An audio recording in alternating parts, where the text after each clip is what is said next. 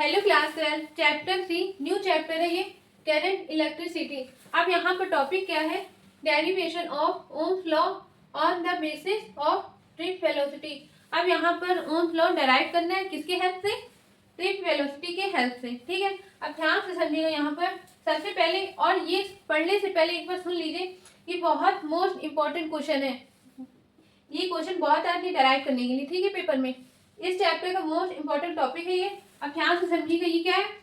एक वायर है, ठीक है, ए और ये बी, ठीक है। इसकी लेंथ कितनी है?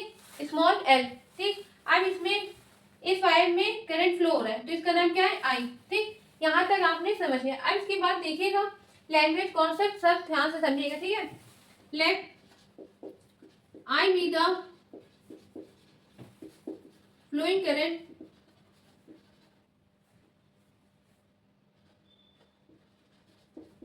in the wire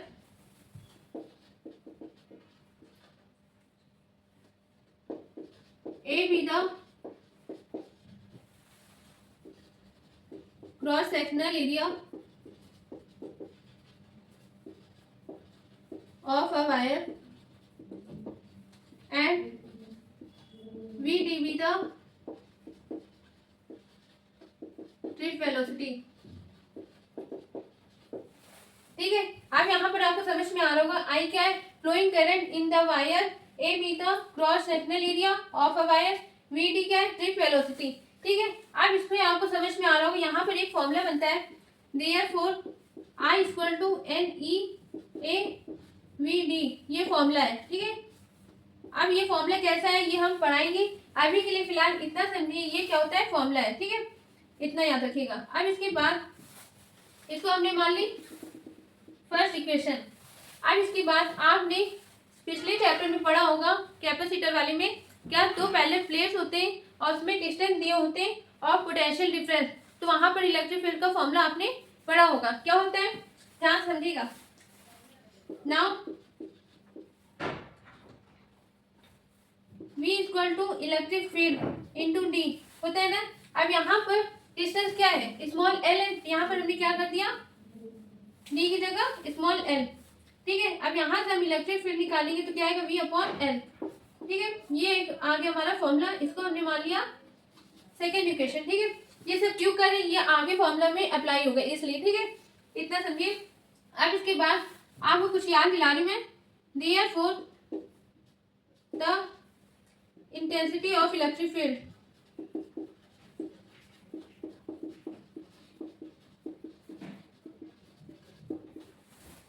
फॉर्मूला क्या था? E equal to F upon Q, आप हमने पढ़ा होगा ना। अब यहाँ पर क्यू नहीं होगा, क्यों?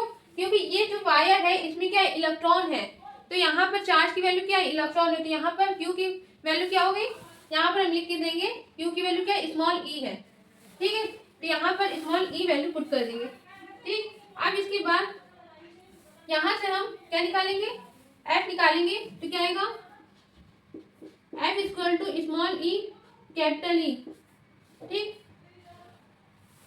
ठीक है। मतलब इलेक्ट्रॉन में कितना फोर्स अप्लाई हो रहा है ये हमने निकाला है, ठीक है। अब यहाँ पे इसको हमने मान लिया थर्ड इक्वेशन, ठीक है। अब इसके बाद आपने पढ़ा हुआ according to the formula Newton second law, ठीक है, F equal to M A, तो यहाँ पर क्या लिखेंगे? Therefore according to the formula of Newton second law क्या होता है? F equal to M A, ठीक है। अब इसको हमने मान ली फोर्थ इक्वेशन, ठीक है। अब इसके बाद हम यहाँ पर क्या करेंगे? फ्रॉम इक्वेशन थर्ड लिख लेंगे, ठीक है, या तो फ्रॉम इक्वेशन फोर्थ, ठीक है। अब एक F की वैल्यू पुट कर देंगे। सबसे पहले ध्यान से समझिएगा, इसमें यहाँ पर एक स्टेप मैंने गाइड किया है, क्या होता है? F इक्वल टू ई। अब यहाँ पर कैपिटल ई की वैल्यू क्या कर देंगे? पुट कर देंगे V अपॉन एल, ये हो गई हमारी इक्वेशन थर्ड, ठीक है। ये नहीं, ये है थर्ड इक्वेशन, ठीक है। अब इसको अच्छे से यहाँ तक आप नोट करिए, फिर इसको रफ करके हम यहाँ से समझाते हैं आपको, ठीक है। अच्छे से नोट करिएगा, बिल्कुल समझ समझ के करिए, बहुत बड़ा डेरिवेशन है ये, ठीक है, अच्छे से नोट करिए।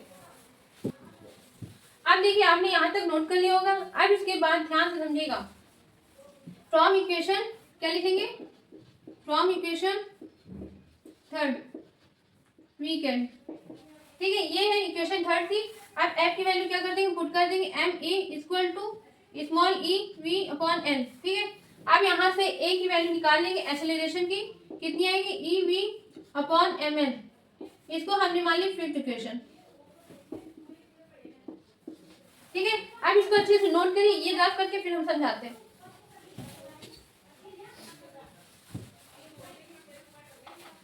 अब इसके बाद आप यहाँ पर यहाँ तक हमने कर लिया। अब इसके बाद क्या लिखेंगे, for the expression of drift velocity, ठीक है, ध्यान से समझिएगा। ये क्या लिखा हमने, for the expression of drift velocity, मतलब वी डी इक्वल टू, अब यहाँ पर ध्यान समझिएगा, v1 plus v2 plus v3 dash dash plus vn upon में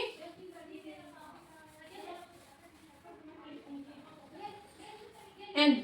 अब यहाँ पर ड्रिफ्ट वेलोसिटी क्या है, मतलब यहाँ पर कितने भी इलेक्ट्रॉन है उसके फाइनल वेलोसिटी के एवरेज जो है उसको हम कहते हैं ड्रिफ्ट वेलोसिटी, ठीक है। अब यहाँ तक हमने समझ लिया। अब इसको करने से पहले हम यहाँ पर आपको समझाते हैं, आपने पढ़ा होगा v equal to U plus A T, ठीक है, ये फॉर्मूला आपने पढ़ा होगा। अब देखिए v क्या है, फाइनल वेलोसिटी, u क्या है, initial velocity, a acceleration, t time, ठीक है। अब यहाँ पर देखिएगा ध्यान से, v d equal to v1 के लिए पुट करेंगे तो यहाँ पर क्या हो जाएगा, initial velocity u1 plus acceleration, सबके लिए क्या है, सेम है, ठीक है। अब यहाँ पर टाइम है तो यहाँ पर क्या करेंगे, टाउ लगाएंगे, इसको क्या बोलते हैं, टाउ। ये टाउ क्या है, रिलेशन टाइम, ठीक है, इसको हम बोलते हैं। अभी क्या होता है हम समझाएंगे बाद में। इसके बाद u2 प्लस ए टाउ 2 प्लस u3 प्लस ए टाउ 3 प्लस, अब यहाँ पर un ए टाउ n, ठीक है, अपॉन में n, ठीक, यहाँ तक हमने कर लिया। अब इसके बाद देखिए u1 u2 u3 एक साथ लिख लेंगे, ठीक है, तो क्या आएगा, u1 plus u2 plus u3 plus un, ठीक है, फिर प्लस a। अब यहाँ पर a क्या है, क्या बचा, a tau 1 a tau 2 a tau 3 से लेकर a टाउ n तक, ठीक है। अब यहाँ पर कॉमन क्या दिख रहा है, a कॉमन है तो यहाँ पर क्या बचा, टाउ 1 टाउ 2 टाउ 3 फिर टाउ n, ठीक है। अब इसके नीचे देखिए सेपरेट करेंगे तो यहाँ पर एक बार n यहाँ आ गया और एक बार n यहाँ आ गया, ठीक। अब ध्यान से समझिएगा, बिल्कुल यहाँ पर आपको समझना है, कितने इसमें इलेक्ट्रॉन है, मान लीजिए इसमें n इलेक्ट्रॉन है, ठीक है। अब यहाँ पर जितने भी इनिशियल वेलोसिटी का एवरेज है इलेक्ट्रॉन का इनिशियल वेलोसिटी एवरेज है वो कितनी, उसकी वैल्यू क्या होती है, 0, ठीक है। तो यहाँ पर आ गया V D equal to 0 plus A, ठीक है। अब यहाँ पर देखिए, यहाँ पर हमने लिख लिया टाउ। अब यहाँ पर टाउ क्या है बता देंगे, बार बार लिखने से अच्छा है, यहाँ पर हम बता देंगे टाउ क्या है, ये एवरेज टाउ की वैल्यू लिख लेंगे, tau 1 plus tau 2 plus tau 3 dash dash tau n upon में n, ठीक है। अब आपको यहाँ पर देखिए क्या आ गया, V D equal to A tau, ठीक। अब इसको हम मान लेंगे इक्वेशन फिफ्थ मान लीजिए, यहाँ पर हम मान लिए 6, ठीक है। अब आपको अच्छे से यहाँ तक समझ में आ गया होगा। अब यहाँ पे 0 कैसे आए, आपको पता है इलेक्ट्रॉन को जो भी इनिशियल वेलोसिटी है पूरा एवरेज जो है उसकी क्या होती है, वैल्यू 0 होती है, इसलिए यहाँ पर 0 आ गया, ए टाउ। अब यहाँ पर क्या, V D equal to A tau, ठीक है। ये सिक्स इक्वेशन मान ली हमने, इसको अच्छे से नोट करेगा। अब इसके बाद थोड़ा सा और बचा है, बस फिर इसके बाद खत्म, ठीक है। इसको कम से कम 2 से 3 बार प्रैक्टिस करिएगा तभी आपको आएगा। चलिए नोट करिए इसको अच्छे से। अब देखिए क्लास आप लोग ने यहाँ तक नोट कर लिया होगा, ये इक्वेशन क्या थी, 6 थी, ठीक है।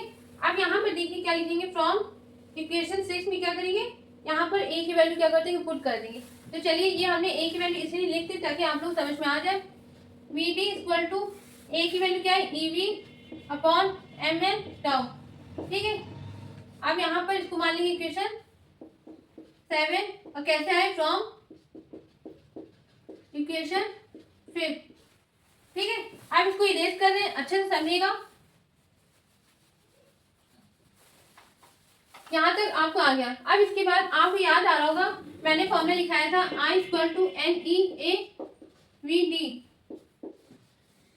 ठीक है, ये फॉर्मूला आपको लिखवाया था, याद आ रहा होगा। फिर यहाँ पर देखिए फ्रॉम इक्वेशन फर्स्ट लिखेंगे नाउ, फ्रॉम इक्वेशन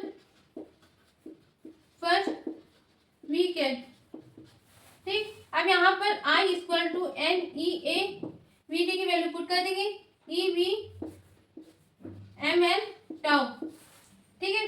अब देखिए इसको सॉल्व करेंगे, एन ई स्क्वायर, क्यों यहाँ पर एक इलेक्ट्रॉन और एक ये इलेक्ट्रॉन क्या हो गया, दोनों को मल्टीप्लाई किया तो ई स्क्वायर आ गया, ए टाउ अपॉन में एम एल। अब यहाँ पर वी, ठीक है, ये वी लिख दिया। अब इसके बाद ध्यान समझिएगा, इसको इधर भेजेंगे एम एल और यहाँ पर आई तो क्या आएगा, ध्यान समझिएगा, एम एल अपॉन में N E square A tau equal to V upon I, ठीक है, इंटरचेंज कर दिया।